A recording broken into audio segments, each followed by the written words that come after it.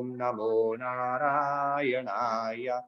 Om Namo Narayanaya. Om Namo Narayanaya. Om Namo Narayanaya. Om Namo Narayanaya. Om Namo Narayanaya.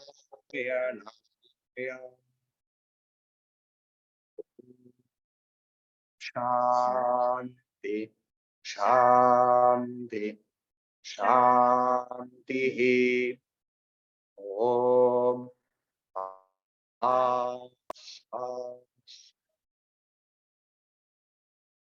Namah Shivaya.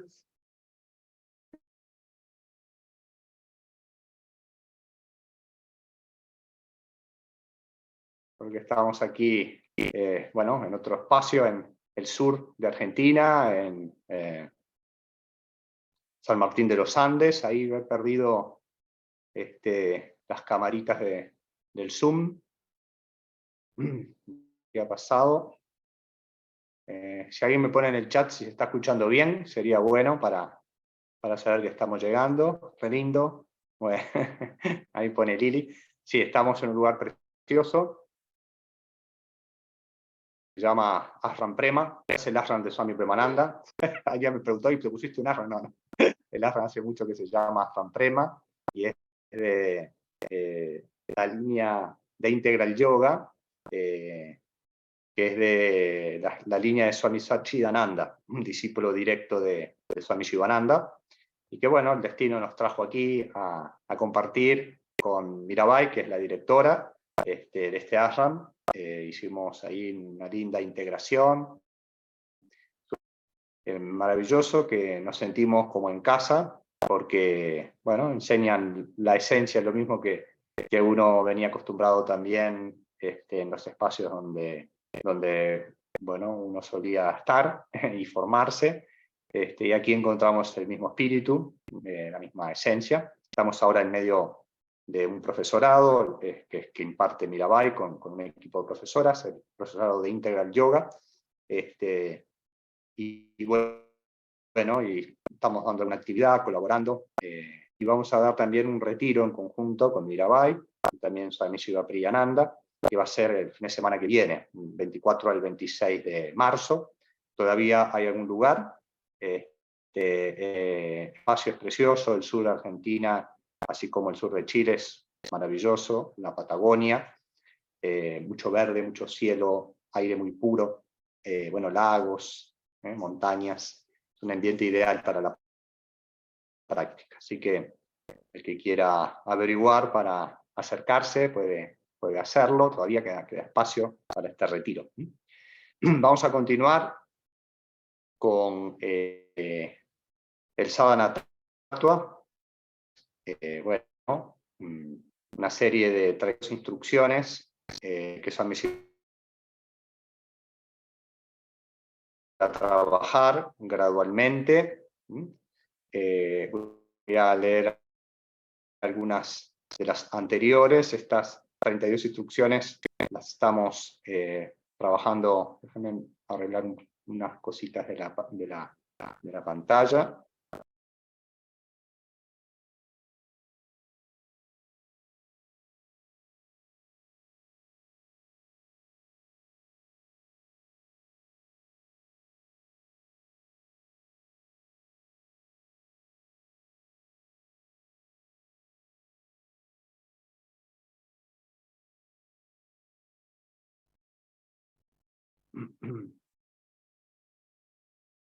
Entonces les voy a leer las que hemos visto ya. Están trabajadas en los satsang anteriores que tenemos subidos en Instagram, también en Facebook y también en el YouTube de Swami Premananda, Argentina. Allí estamos subiendo todos los satsang y estas 32 instrucciones, bueno, estamos yendo en profundidad. Dice Shivananda sobre este Sadhana Tattva. Dice, 1 onza de práctica es mejor que toneladas de teoría. Así empieza. Y dice, estas 32 instrucciones ofrecen la esencia de la eterna religión, el Sanatana Dharma. Modifícalas a tu conveniencia e incrementa el tiempo gradualmente. Son, bueno, muy avanzadas para los diferentes niveles de practicantes, y es para ir adaptando de acuerdo a lo que pueda ir acercándome, y saber cuáles bueno, son ideales, metas que nos van a llevar a un máximo progreso en nuestra práctica espiritual, pero obviamente tenemos que ir modificando y adaptando a nuestra posibilidad. Entonces los divide en 7 cultivos, la ciencia de los 7 cultivos. El cultivo de la salud, el cultivo de la energía, el cultivo de la ética, el cultivo de la voluntad, el cultivo del corazón, y ahí están los 7 cultivos. Salud, energía, ética, voluntad, corazón, cultivo físico, falta, y el cultivo espiritual. Hemos estudiado nosotros ya el cultivo de la salud, el cultivo de la energía, el cultivo de la ética, y estamos en el cultivo de la voluntad. Si quieren saber cuáles son los puntos de los otros cultivos, que ya los vimos, bueno, repasen los Zooms pasados, los satsang que están colgados. Ya vamos, creo que por el 7º Zoom, trabajando. Y ahora vamos a trabajar con el cultivo de la voluntad, que ya vimos la mayoría de los puntos, pero se los repaso. El cultivo de la voluntad, nos dice Shivananda, vive sin azúcar durante una semana o un mes. No tomes sal los domingos. Abandona los juegos de cartas, las novelas y las visitas a cines y bares. Huye de las malas compañías. Evita debates con materialistas. No te mezcles con personas que no tienen fe en Dios o que critican tu sadhana, tu práctica. Hasta ahí vimos. Ahora vamos a ver estos otros 2 puntos que dice: recorta tus deseos, reduce tus posesiones, ten una vida sencilla y un pensamiento elevado.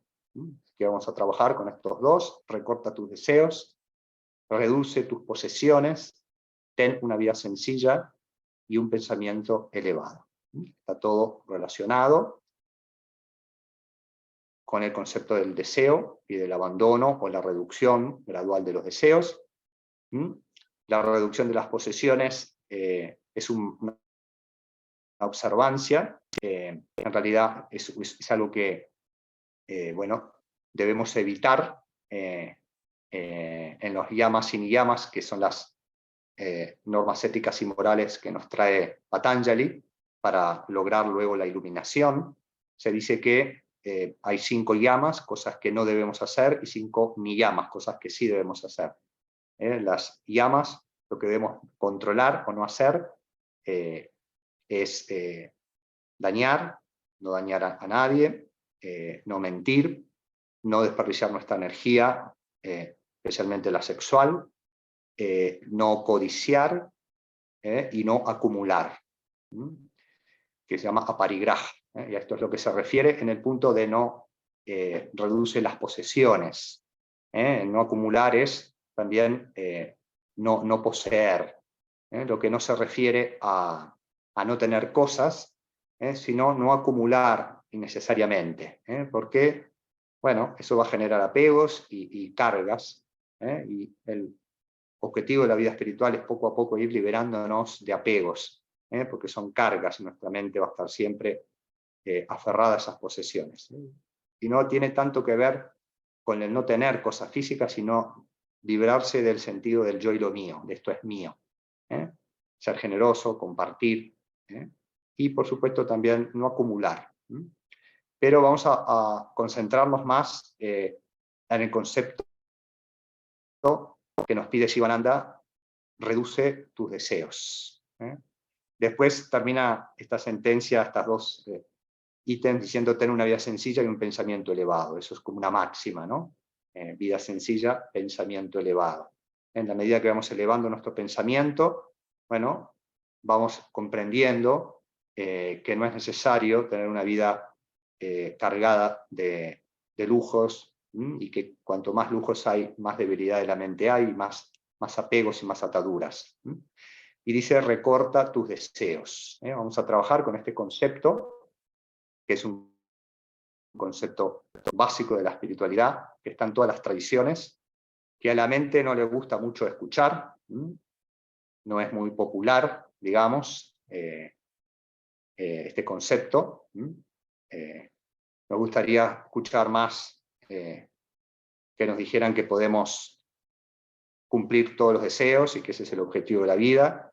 El concepto de abandonar los deseos, bueno, no trae demasiados practicantes o aspirantes, pero todos los grandes maestros lo trabajan, lo piden. No es tan atractivo, ¿no? Por supuesto, como decíamos, más atractivo sería que nos dijeran: podés satisfacer todos tus deseos, y si no sabes cómo hacerlo, te enseño a hacerlo. Y a su vez vas a encontrar la liberación. El camino que enseñan los grandes maestros no es ese, sino que es el camino de la erradicación gradual hasta, bueno, en un punto total de los deseos. En el capítulo 2 del Bhagavad Gita, en el verso 54, Arjuna, que es el discípulo, le pregunta a Krishna, que es el maestro, le pide, se llama la sección del Stita Prajna. Stita Prajna significa el sabio de sabiduría estable, el que ha alcanzado el Samadhi, el estado de la iluminación. Y Arjuna quiere saber, tiene dudas y curiosidad, y le pregunta a Krishna: ¿qué características tiene Krishna, el de sabiduría estable, y que está absorto en el estado supraconsciente, en el Samadhi? ¿Cómo habla el de sabiduría estable? ¿Cómo se sienta? ¿Cómo camina? Quiere saber. A ver, está más preocupado por las cosas externas. Sin embargo, Krishna no le dice ni cómo camina, ni cómo se sienta, ni cómo, porque eso no marca el estado interno. Puede haber mucho engaño, mucha pose sobre la espiritualidad y pensar que esa persona está realizada. Entonces Krishna no cae en eso. Y miren lo que le dice, qué le responde sobre el Stita Prajna, cuál es la característica principal. Le va a dar, por supuesto, lo va a responder en 2 o 3 versos, porque hay varias características, pero miren cómo empieza Krishna. Dice: oh Arjuna, se dice de una persona que tiene sabiduría estable, o sea, que está establecida en la iluminación, en el Samadhi, que es el estado en el cual se alcanza una dicha sin vuelta, una dicha absoluta, una dicha en la cual se acaban todos los sufrimientos. Ese es el objetivo de la vida humana, alcanzar Samadhi.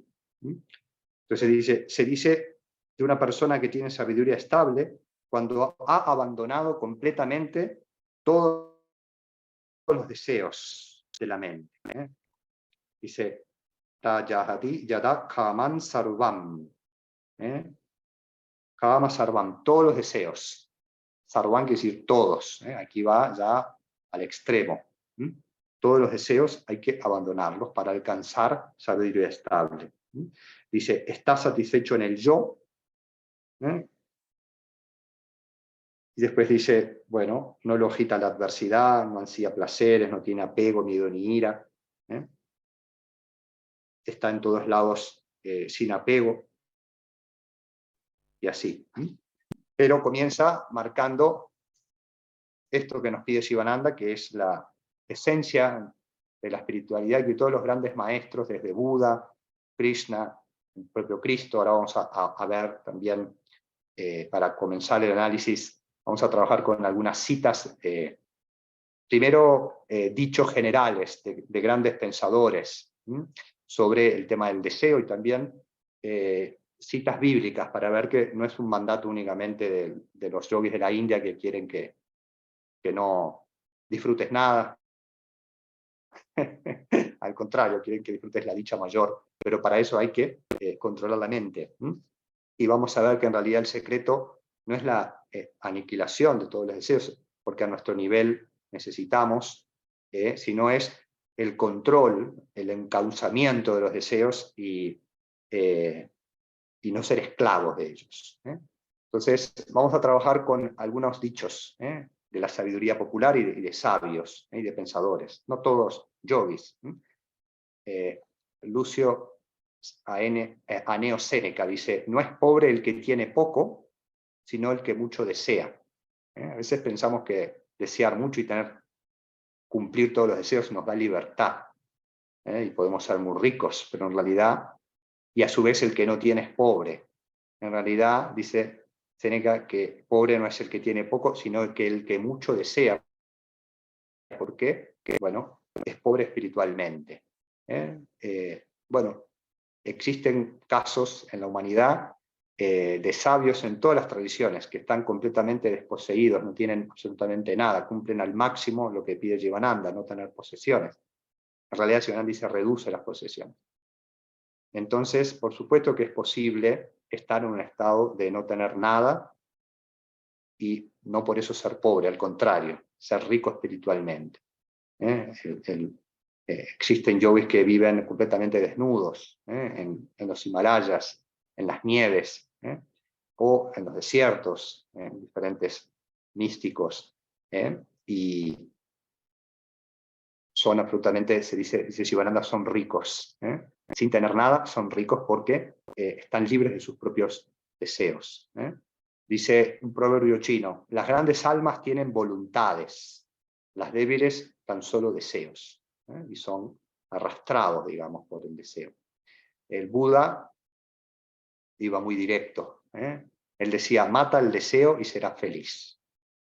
Más simple y más directo. Por supuesto que lo vamos a ir viendo en forma gradual, pero cuando logramos ese estado de no deseo total, es un estado ya de completa absorción en el absoluto. Se manifiesta el ser. ¿Recuerdan?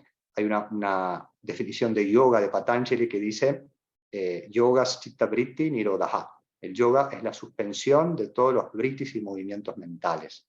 Y después dice tata drashtu sarupe vastanam. Cuando eso sucede, el observador reside en el ser, se manifiesta el ser, que es la fuente de toda felicidad.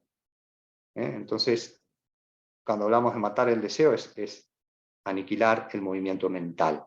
Y en ese momento es que se manifiesta el ser. Es la única vía para el samadhi completo. Había un gran sabio, Diógenes, griego, famoso, porque tuvo muchos encuentros con Alejandro el Magno. Diógenes se dice que vivía en un tacho, en la calle, en un tacho, y él había sido una persona noble, de la nobleza, con muchas riquezas. Por supuesto, fue abandonando, y se quedó con su propia sabiduría, sin tener ninguna posesión, y tuvo varios diálogos, fue famoso, porque Alejandro el Magno, que tenía toda la tierra a su disposición y estaba lleno de deseos y de conquistas que tenía que lograr, le llamaba mucho la atención la vida de Diógenes. Cada vez que pasaba por Grecia, le contaban de este gran sabio, y se dice que él, un día, varias veces fue a hablar, y un día se le puso enfrente, y Alejandro el Magno le estaba hablando, y Diógenes estaba tomando sol, y Alejandro el Magno le dijo, yo le puedo dar todo lo que usted quiera, con tal de que usted también me transmita su sabiduría. Y Diógenes dice que le dijo, mire, lo único que quiero es que se corra, que me está tapando el sol. Tenía una vida muy sencilla y a su vez gran sabiduría. Entonces, se dice que después de tantas enseñanzas de Diógenes, Alejandro el Magno, cuando se acercó su momento final, después de haber conquistado todo el mundo, de tener tantas posesiones, comprendió que nada de lo que había acumulado se iba a llevar, y pidió ser enterrado, entre varias cosas que pidió, ser enterrado con las manos hacia afuera, mostrando al mundo que nada se llevaba de lo que él había acumulado.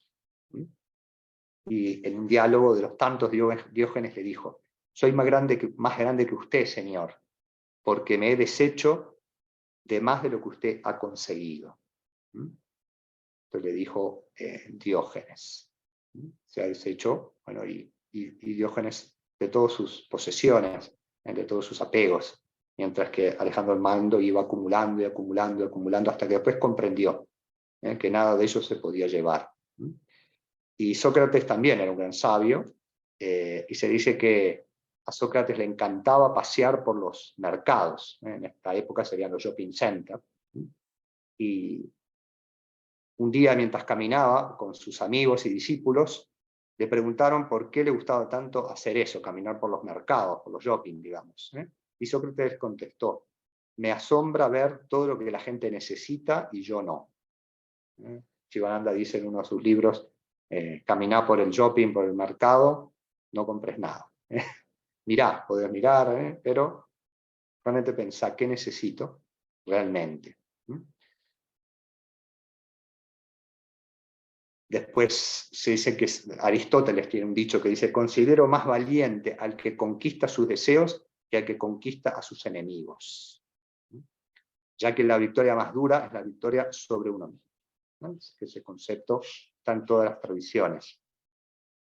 Incluso hasta hay un dicho de Benjamin Franklin que dice: si el hombre pudiera alcanzar la mitad de sus deseos, duplicaría sus problemas. Gracias a Dios, no se cumple todo lo que deseamos. Algunos versículos de la Biblia sobre el deseo.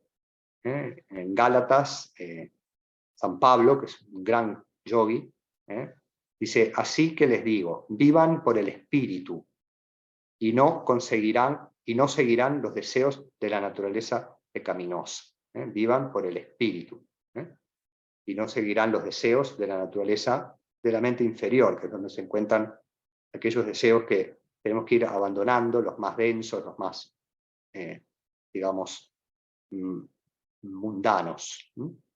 Y también en Colonenses dice: por tanto, hagan morir todo lo que es propio de la naturaleza terrenal. La inmoralidad sexual, la impureza, las bajas pasiones, los malos deseos, la avaricia. Y después en Proverbios se dice: ¿puede alguien caminar sobre las brasas sin quemarse los pies? Se dice que, bueno, que los deseos son como brasas ardientes o como fuego. Y a su vez, esto lo vamos a analizar en un ratito, vamos a ir analizando un poquito, breve, la mecánica del deseo. ¿Por qué? ¿Y a dónde nos lleva cuando no tenemos autocontrol? Se dice que el deseo es como fuego, que a su vez la satisfacción de deseos más impuros de la mente no apaga ese fuego, al contrario, se aviva. Tiene la naturaleza del fuego porque se alimenta con la consumación, no es que se apaga. Por eso se dice que es imposible satisfacer los deseos de la mente. Pedro, en 1 Pedro 5:8 se dice en la Biblia: practiquen el dominio propio y manténganse alerta. Esto constantemente lo habla el yoga también, llamamos el autocontrol. Entonces el problema no son los deseos en sí mismos, sino cuando no tenemos autocontrol. Dice: su enemigo, el diablo, que es la mente inferior, ronda como león rugiente, buscando a quien devorar. Y esa es la mente inferior cuando está constantemente deseando. Se dice que la mente, al final, ese tipo de mente nos devora, porque son insaciables. Había una vez una persona que estaba ahí recostada debajo del pariyata. Pariyata es el árbol de los deseos, que parece que es algo muy bueno, ¿no? Es el árbol que cumple todos los deseos. Sin embargo, es peligroso, como dice esta cita bíblica, ¿no? Termina devorando, como un león rugiente. Entonces este hombre que estaba ahí bajo un árbol, el árbol de los deseos, de repente, bueno, estaba un poco cansado y de repente piensa: qué maravilloso sería ahora tener una cama súper grande y acolchonada, y boom, aparece ahí una cama para que él se acueste. Bueno, duerme una siesta, se despierta y dice: y ahora qué maravilloso sería un gran banquete y con comidas exóticas y exuberantes, y se le aparece el árbol de los deseos, que es el árbol de la mente. Y ahí todo lo que él deseaba aparecía, y ahora qué maravilloso que me encuentre en una isla, en una selva exótica, rodeada de lujos y de ninfas celestiales que me abaniquen, y ¡pum!, aparecía en esa isla, en esa selva llena de placeres. Y de repente piensa: ¿y si ahora apareciera un león y me comiera? Y apareció el león y le comió. Quiere decir que todo lo que genera la mente o que desea la mente, al final termina tornándose realidad. Por eso terminas siendo como algo que nos devora, porque la mente se dice que es insaciable. Entonces, sobre la dinámica del deseo. Algunas partes lo voy a leer de un libro fantástico de Jivananda que es La mente, sus misterios y su control. Y él dice, ¿qué es el deseo? El deseo es un modo de la mente emotiva. Tiene la capacidad de llevar la mente hacia afuera. Samadhi, recordamos, es el estado supraconsciente, es el estado en el cual los sentidos se llevan hacia adentro y se abandona la exteriorización de la mente. Por eso cuando hay deseo, comienza la mente a salir hacia afuera. El fuego del pensamiento, dice, el deseo es el combustible, el pensamiento es el fuego. El fuego del pensamiento se mantiene ardiendo como el combustible del deseo, con el combustible del deseo. Entonces, si queremos suspender los britis para encontrar ese estado de niroda, de no pensamiento, donde se manifiesta el ser y la felicidad absoluta, poco a poco tenemos que ir reduciendo la exteriorización de la mente, educando la mente, para que no esté siempre llevándonos hacia afuera. Dice, si suspendes la provisión de combustible, que es el deseo, el fuego se retraerá a su matriz. Si detienes tu pensamiento cortando los deseos, la mente se volverá hacia Brahman, hacia el absoluto. La mente quedará pura únicamente cuando, al ser despojada de sus deseos, resulta indiferente a los placeres y las penas. No es atraída por ningún objeto y queda libre de las garras de la gran ilusión. Todo esto los yogis lo han experimentado, lo dicen por experiencia, que existe ese estado, ¿no? Y que es posible en un punto, bueno, educar a la mente para estar satisfecha en sí misma. Y por lo tanto alcanzar la fuente verdadera y auténtica. Dice Shivananda, ¿por qué surge el deseo? ¿Por qué surge el deseo en la mente? Debido a Ananda Abhava, que es ausencia de Ananda o dicha espiritual. La causa del deseo es la existencia de objetos externos. La curiosidad se convierte en deseo en la mente. El interés y el sentimiento preceden al deseo. La anticipación y la expectativa lo engordan. Entonces voy creando, y a su vez la mente tiene un aspecto que se llama moja, se va creando la ilusión de que en los objetos del deseo hay felicidad. Eso se llama moja, se llama engaño. Y el análisis que hacen los yogis es que en realidad en los objetos lo que hay es dualidad. No hay felicidad absoluta.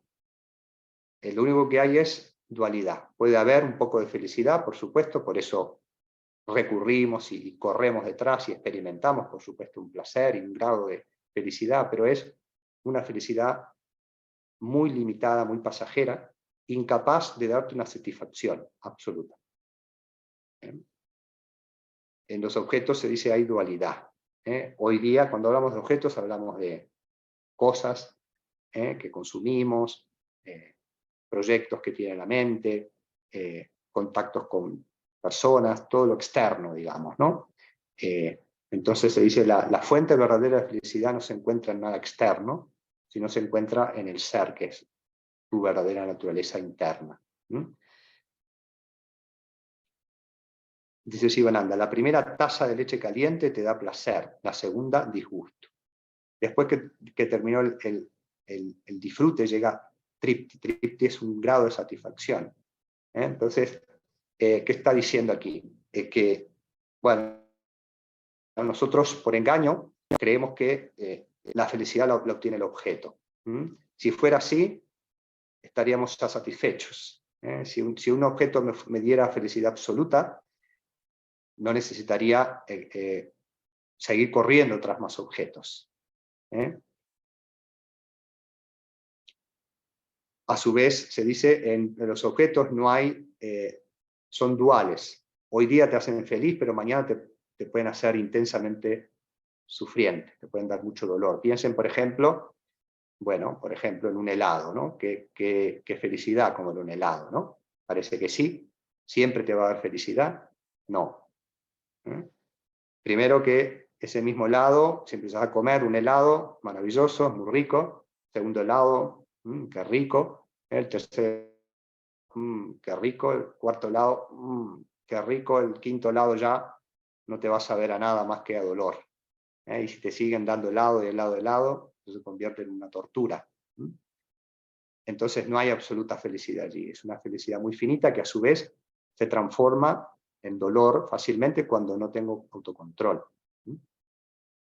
A su vez ese mismo helado hoy día te hace feliz, pero mañana, si estás con COVID, 40 grados de fiebre y estás en San Martín de los Andes, como estoy ahora acá, que hace mucho frío, 2 grados bajo cero, con fiebre, y alguien te trae un helado, ¿dónde estaba la felicidad? ¿Dónde está la felicidad? ¿Es una felicidad que siempre te da felicidad? No, te da también infelicidad. Sin embargo, se dice, la divinidad, el ser, Dios, es fuente inacabable de deseo, no se acaba la felicidad y no se transforma nunca en dolor. Es una felicidad que cuando se empieza a entrar en contacto con eso, satisface y siempre está ahí presente y nunca se transforma en dolor. Sin embargo, la felicidad del mundo es una felicidad muy pasajera, muy engañosa, se dice, que tenemos que trabajar. Dice Sivananda. Después, bueno, otro aspecto importante, ¿no? Es de dónde surge esa felicidad que sí, obviamente, experimentamos cuando satisfacemos un deseo. No podemos decir que no hay un estado de serenidad o de felicidad. Los yogis dicen que en realidad el deseo en sí es rayas. El deseo genera rayas. Rayas es excitación, movimiento, ir hacia afuera. Después está la guna sattva, que es la serenidad, la paz. Entonces, bueno, cuando uno surge el deseo en la mente, por un objeto, conseguir algo, lo primero que surge ahí es rayas que me lleva hacia afuera. Durante todo el proceso de la búsqueda del deseo hay ansiedad, hay miedo, hay a ver si lo voy a obtener, si no lo voy a obtener, todo un proceso, bueno, de ansiedad. Pero obviamente cuando obtengo el objeto deseado, hay un momento en el cual estoy en paz y soy feliz. La mente engañosa piensa que la felicidad viene de ese objeto, de la conservación del objeto, pero los yogis lo analizan que en realidad la felicidad que viene en ese momento es porque por un instante no hay otro deseo en la mente que me lleva hacia afuera. O sea, ese estado de paz, de no deseo, de ausencia de deseo, de ahí viene la felicidad. Pero ¿cuánto dura la satisfacción o la felicidad cuando estás con un deseo consumado, con ese objeto, con esa situación? Se dicen los yogis, lo que dura hacer esto 3 veces. Ya al tercer chic, ya la mente empieza a moverse en su aspecto de impureza. Cuando estoy ya con ese deseo y ahí parece que viene la paz, sabemos que la paz no viene del objeto. Otro análisis que se hace es, si la paz viniera del objeto, supónganse que mi objeto de deseo es un auto 0 kilómetro, del último modelo. Bueno, ahí lo conseguí, por supuesto, hice todo el esfuerzo. Cuando llego y voy a la concesionaria, me entregan el auto, me siento en el auto, ¡ah, qué felicidad! Por supuesto, hay felicidad. Los yogis dicen, esa felicidad dura esos 3 segundos. A los 3 segundos empezaba a pensar, ay, si ahora viene alguien y me lo raya, ay, ¿y qué pasa si, no sé, si sacan otro modelo y ahora pasa el vecino con otro auto más lindo o con otro color que me gusta más y ya empiezas a desear otra cosa? Y por otro lado, se dice, eso es lo que llama la avaricia, que es uno de los demonios de la mente. Y a su vez, si la felicidad estuviera en ese objeto o viniera de los objetos, se dice, ahora estoy triste, estoy deprimido, bueno, me voy al auto, me siento y tendría que encontrar la misma felicidad que encontré cuando me senté por primera vez. No. no voy a encontrarla. ¿Por qué? Es un estado de la mente. No es el objeto que me va a garantizar esa felicidad. Al contrario. Después, si yo me apego a él, y ahora con el concepto de los deseos también es importante saber que en realidad el problema no son los deseos. Por supuesto, sí, los deseos impuros. Hay diferentes grados de deseos, por eso hay que trabajar primero con la sublimación de los deseos. No podemos aniquilar todo deseo, porque, bueno, es natural desear. Por ejemplo, en la alimentación, yo tengo que comer. Entonces, el desear comer no es algo malo. Pero ahí van a surgir diferentes intensidades de deseos y tengo que educar a la mente, ¿no? Surgen ahí deseo por un alimento, no sé, rayásico, o pensemos primero en algo tamásico, que es lo primero que tenemos que abandonar, algo en mal estado, y la mente, no sé, a veces es media perversa y quiere eso, es un deseo que hay que abandonar completamente, y empezar a sublimarlo por deseos hasta llegar al sátvico, ¿no? Los deseos rayásicos, por ejemplo, se me ocurre una torta con chocolate, chantilly, dulce de leche, bueno, está bien, pero si ese deseo se manifiesta todos los días, tengo que controlarlo, es decir, bueno, poner un orden en la mente. Todos los días no, tampoco la vas a reprimir. Entonces vas a decir, bueno, voy a tomar esa torta una vez cada, y ahí tú tendrás tus trabajos. O más avanzado todavía, ¿para qué la torta con chocolate? ¿Qué tiene la torta con chocolate, chantilly, dulce de leche? ¿Tiene felicidad? ¿Está hecha de felicidad? No. Está hecha de azúcar blanca, está hecha de químicos, está hecha de demasiados conservantes. Ahí no hay felicidad. La felicidad es engañosa, es un engaño de la mente. Podés tener lo que se llama dosha drishti, tener la visión del defecto que va a traer, o del dolor que va a traer eso, por supuesto, si no lo controlo, ¿no? Una vez cada tanto no pasa nada, pero solamente hay que estar constantemente atento y vigilante, cuando un deseo se convierte ya en una esclavitud, y en algo que va a traer y se va a convertir en dolor. Cada uno tiene que ir sublimando, ¿no? Si cuando viene ese deseo, esa torta llena de dulce y esto y lo otro, empiezo, si pudiera conformarme, o tan rica es una tarta de manzana sin azúcar, o con un poquito nomás, o buscar un endulzante más sátvico, y así hasta tal vez diga, oh, me arreglo con una manzana. Si lo que tengo es hambre, y con una manzana se sacia el hambre. Y ahí poco a poco uno trabajar en lo que llamamos encauzar, sáttvicamente hacia sattva, ¿no? No es la represión, sino la sublimación de los deseos. Muy bien, vamos a quedar allí, unos segunditos de silencio, vaciando la mente, estado de santosh, contentamiento, que es también importante para el control de los deseos, vaciar la mente, saber que todo está dentro. Cuando estamos en quietud mental, menos ilusiones se generan en la mente. Se dice que ese deseo que hay que desarrollarse, el deseo de Dios, el anhelo por liberarse, el anhelo por conocer a Dios, y eso se sacia repitiendo su nombre. Los yogis logran encontrar un absoluto estado de paz y de bienaventuranza, simplemente dirigiendo la mente hacia el interior, controlándola a través de la repetición del mantra, sustituyendo todos los vritis que surgen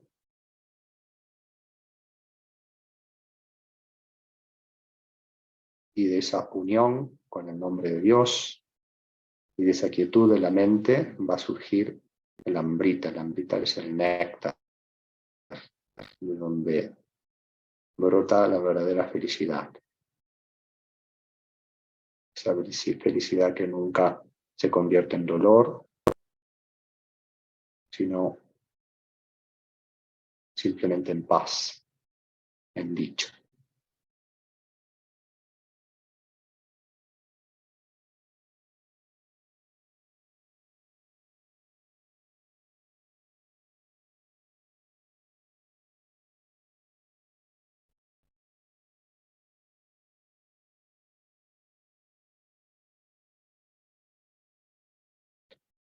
Om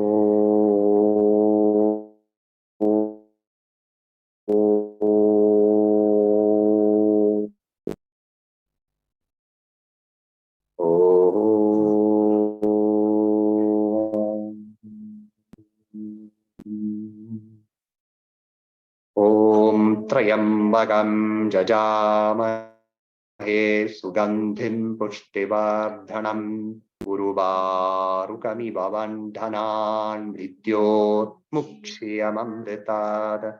Om Trayambagam Jajamahe Sugandhim Pushtivardhanam Uruvarukamiva Bandhanan Mrityor Mukshiyamamritad.